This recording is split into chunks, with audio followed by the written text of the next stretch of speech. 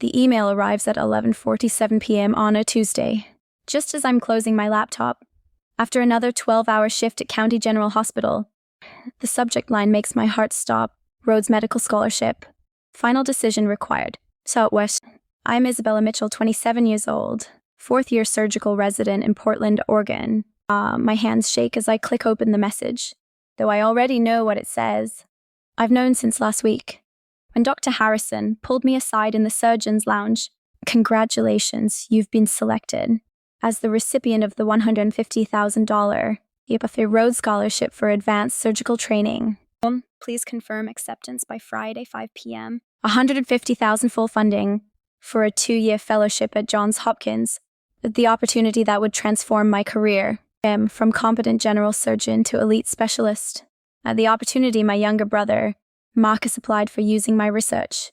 My phone buzzes Mom's ringtone. I let it go to voicemail, already knowing what she'll say. I've heard variations of the same script for 23 years. Since Marcus was born when I was 4. He just needs a little help. Isabella, you're so naturally good at this. You share a little family comes first. That the voicemail notification appears. I play it on speaker while staring at the email. Isabella, sweetie, your father.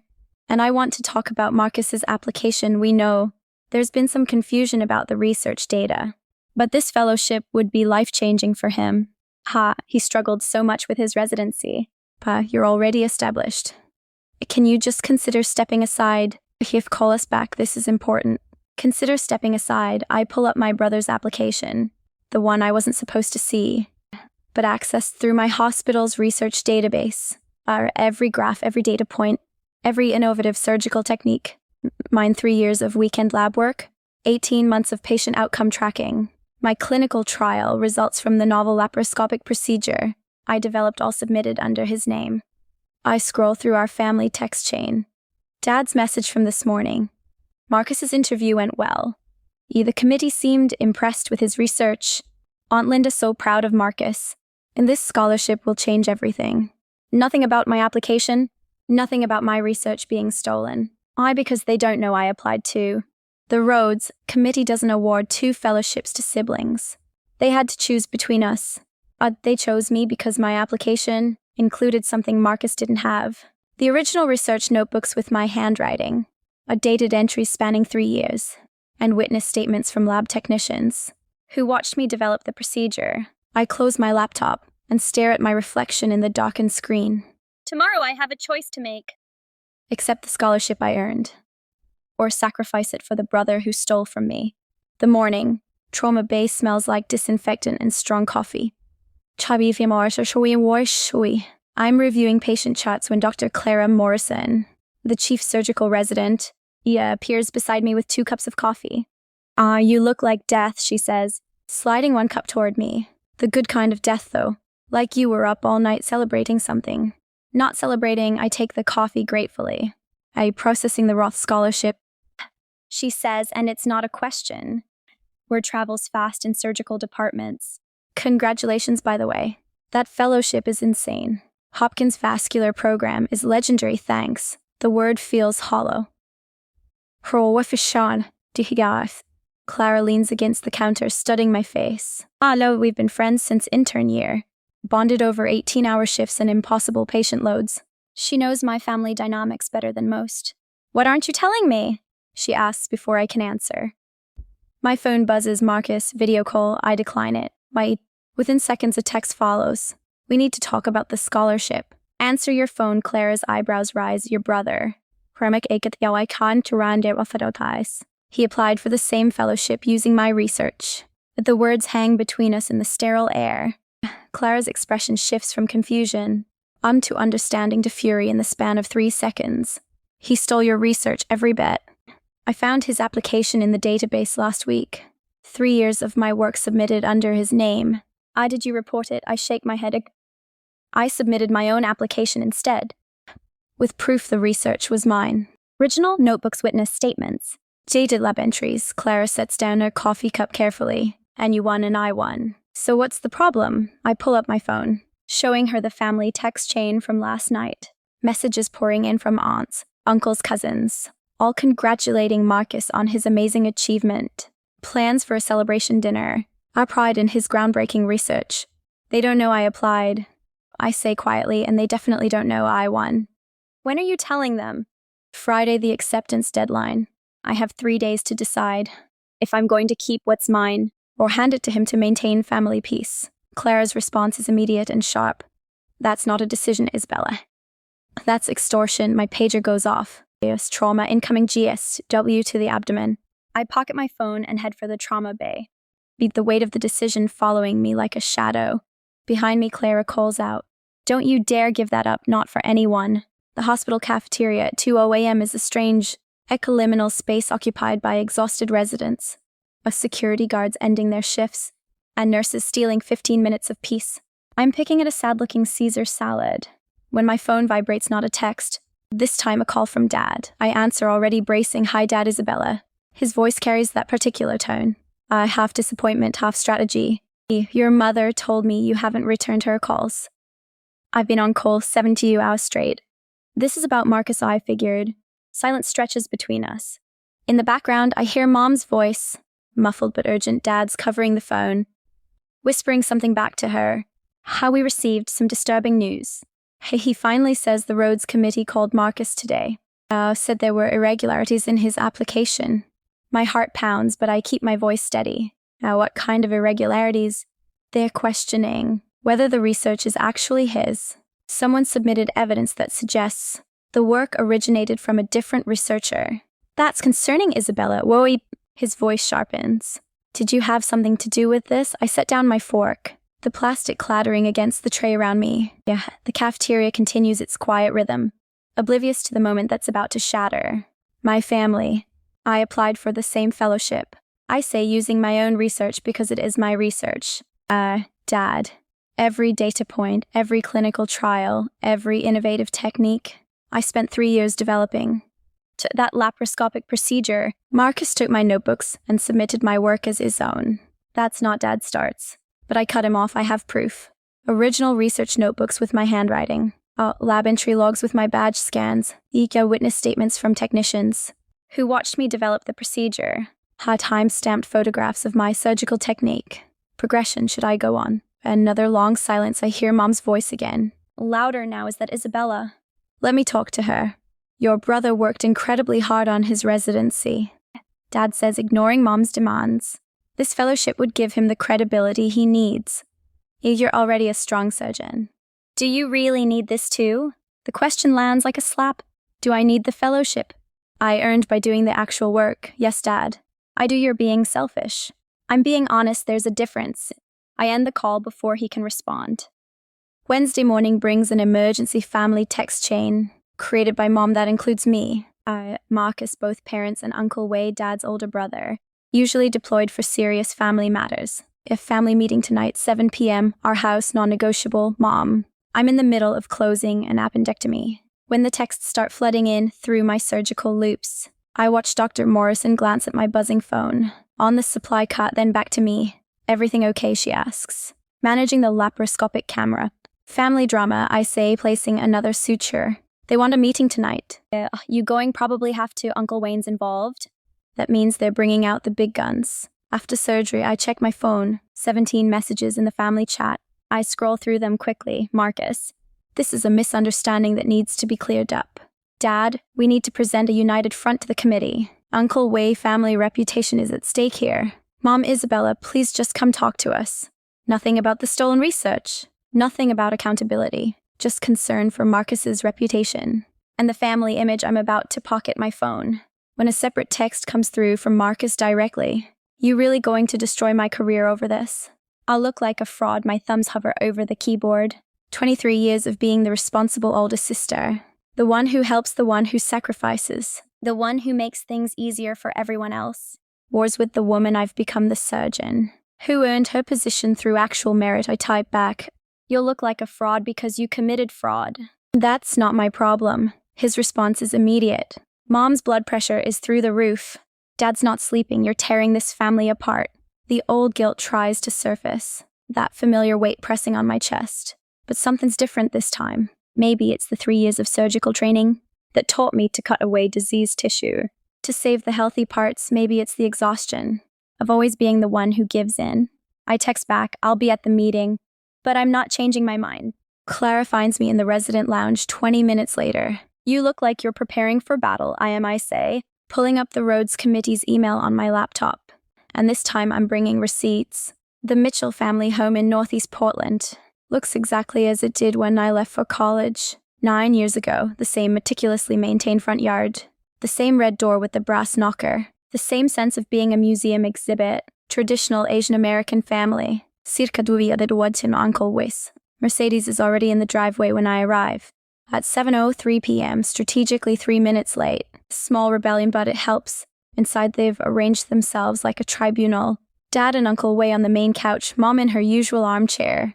Marcus pacing near the window, phone in hand. Isabella. Mom stands immediately, rushing to hug me. I let her, feeling the familiar guilt-inducing squeeze.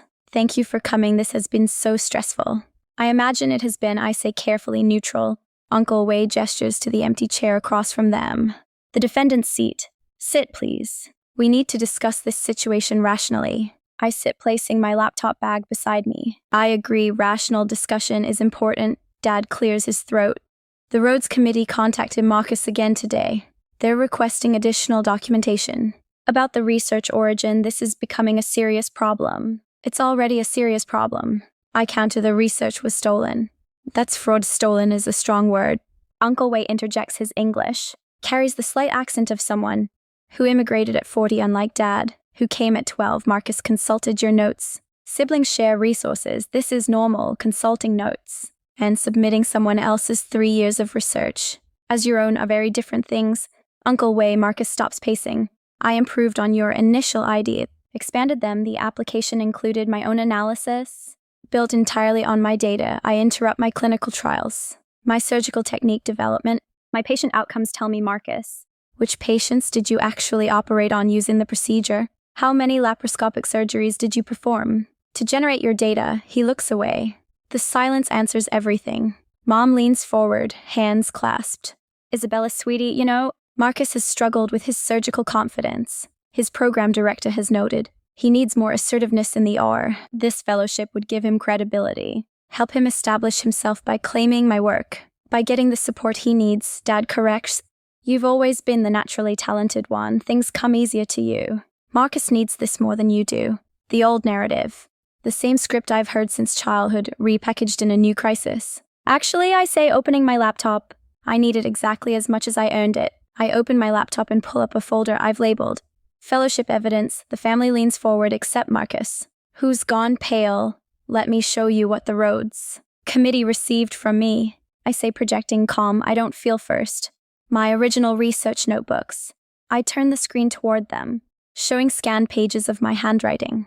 Dated entries spanning 3 years. Every hypothesis, every failed attempt, every breakthrough, time-stamped and witnessed by lab technicians. Dad's jaw tightens. Those could be second.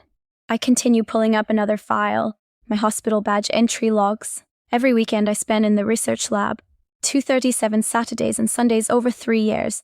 Dad, while Marcus was, where was Marcus on those weekends? This is unnecessary, Uncle Way says. We're family, we don't need to relitigate. Third, video footage from the surgical observation gallery. 47 recorded procedures where I developed and refined the laparoscopic technique, each one archived with my attending physician's notes. I turn the laptop toward Marcus. Your application claimed you performed the surgeries. Want to tell everyone how many you actually did? I observe them, Marcus says weakly. I assisted and you scrubbed in on 3, I say as a second assist. Never as primary surgeon, never independently. Mom's hand flies to her chest. Isabella, your tone. My tone reflects 3 years of work being stolen and submitted under someone else's name. I close the laptop. This isn't about sibling rivalry. It's about research fraud. If Marcus had won the fellowship based on my work, he'd be accepting a position he can't actually perform. What happens when Hopkins expects him to demonstrate the technique he supposedly pioneered when they ask him to build on research he didn't actually conduct? The question hangs in the air for the first time. I see doubt flicker across Dad's face. He could learn, Mom offers weakly. You could teach him no. The word comes out firmer than I intended. I've taught him enough. I've shared enough. I've sacrificed enough. This ends now. Uncle Way straightens, attempting to regain control of the conversation. The family's reputation is at stake. If this becomes public, then Marcus shouldn't have committed fraud. I say simply, the consequences are his to own, not mine to prevent. Marcus finally speaks, his voice small. So you're really going to take the fellowship? I'm going to accept the fellowship I earned. Yes, Dad stands abruptly then. You're choosing to destroy your brother's career and this family. I stand too, meeting Dad's eyes directly. I'm choosing honesty if that destroys something. It was built on lies anyway. How can you be so cold? Mom's voice breaks. After everything we've done for you, every opportunity we gave you, you mean the opportunities I earned? The words come out sharper than intended. The full scholarship to Oregon Health Sciences University, the research grant I won through my own merit, the surgical residency I matched into on my own application. Uncle Wei raises his hand, attempting to mediate Isabella. No one is questioning your achievements, but in Chinese families, we have a tradition of supporting younger siblings. By stealing their work, I turn to him. Uncle Wei, you're a patent attorney. If one of your clients discovered someone else filed a patent using their invention, would you tell them to just let it go, for family harmony? His silence is damning, that's what I thought. I pick up my laptop bag. I am accepting the fellowship Friday at noon. Marcus has until then to voluntarily withdraw his fraudulent application. If he doesn't, I'll be submitting a formal complaint to the Medical Ethics Board. You wouldn't, Dad says. But uncertainty creeps into his voice. I absolutely would. Because what he did doesn't just hurt me. It compromises the integrity of medical research. Other candidates with legitimate applications were passed over because of his fraud. Marcus finally finds his voice, anger replacing his earlier defeat. This is revenge. You've always been jealous that Mom and Dad love me more. I'm not jealous of being loved more. I interrupt. I'm done being exploited more.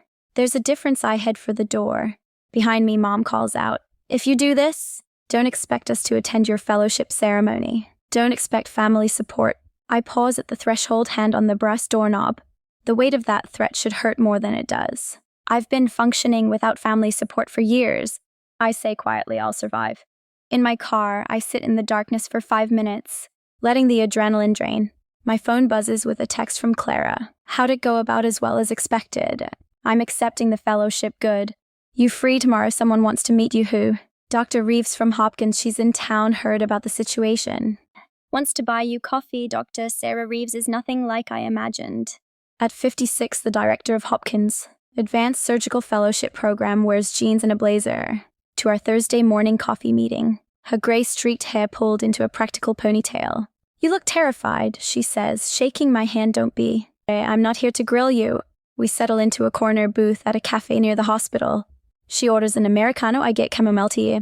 My stomach too unsettled for caffeine. I'll be direct, Dr. Reeves says. The Rhodes Committee forwarded me both applications, yours and your brother's. When the duplicate research came to light, I did some investigating. My hands tighten around my teacup. And your brother's residency director describes him as adequate but lacking innovation. Your director calls you one of the most promising surgical minds she's encountered in 20 years. Dr. Reeves leans back. The choice was obvious, even before we discovered the fraud. Then why are you here? Because I've watched talented surgeons derail their careers. Hit her over family pressure. I wanted to make sure you understood what accepting this fellowship means. A 2-year position at Hopkins with full funding. Yeah, and it means choosing yourself, she interrupts gently. It means establishing a boundary that some families never forgive. It means potentially losing relationships. You've had your entire life. I want to make sure you're prepared for that. The honesty catches me off guard. I expected encouragement, congratulations. Professional courtesies, not this raw truth. My family already threatened to cut me off. I say last night, and how did that feel? I consider the question carefully. Lighter than I expected, like I've been carrying weight for so long that I forgot what it felt like to stand up right. Dr. Reeves smiles. That's when you know you're making the right decision. The guilt will come in waves, that's normal, but the relief underneath tells you everything. She slides a folder across the table. This is your fellowship contract. Read it carefully. You don't have to sign until Friday. But I wanted you to have it early. No pressure from me, just space to make your choice. What would you do? I asked. In my position, I'd choose the version of myself I could respect. When I looked in the mirror, she stands, leaving money for both our drinks. See you at Hopkins in September, Dr. Mitchell or not. Either way, I respect you for asking the question. Friday arrives with the particular clarity that comes after making an irreversible decision. I'm in my apartment. Fellowship contracts spread across my kitchen table. When my phone rings at 10 a.m. Marcus, I answer, curiosity winning over caution. Chai, yes, I withdrew my application. His voice is flat defeated. Dad's furious mom won't stop crying. Uncle Wei says I've embarrassed the family. I'm sorry it came to this. Are you? Bitterness colors his words. You got what you wanted, I got what I earned. I correct, there's a difference. Silence stretches between us. Finally, he speaks. I didn't think you'd actually go through with it. I thought you'd fold like you always do. I know that was the problem. After we hang up, I sign the fellowship contract with steady hands. The signature feels like drawing a line in the sand, marking a before and after in my life. I scan and email it to Dr. Reeves at 11:08 a.m., 13 minutes before the deadline. Her response comes within 5 minutes. Welcome to Hopkins, your future is extraordinary. 3 months later, the Columbia River Gorge stretches before me. All evergreens and mist. Clara and I are hiking Eagle Creek Trail, celebrating my last weekend in Portland. Before the move to Baltimore, heard from your family, she asks, navigating around a fallen log. Mom sent a birthday card last week. Nothing written inside except her signature. I pause, taking in the waterfall ahead. Dad and Uncle Wei haven't contacted me at all. Marcus blocked me on social media. That's their loss. I know, and surprisingly, I mean it. Dr. Morrison invited me to her wedding next spring. I'm going to be the one catching the bouquet. With actual free hands this time. Clara laughs, understanding the metaphor. We continue hiking. The trail opening into a vista overlooking the gorge. My phone buzzes an email notification. Dr. Reeves, your lab space is ready. Can't wait to see what you build here. I look out at the gorge, at the water that carved these cliffs, through patience and persistent force, creating something beautiful by refusing to deviate from its path. For 27 years, I bent around obstacles, reshaped myself to fit others' needs. Not anymore, the trail ahead is mine alone, and I'm finally ready to walk it.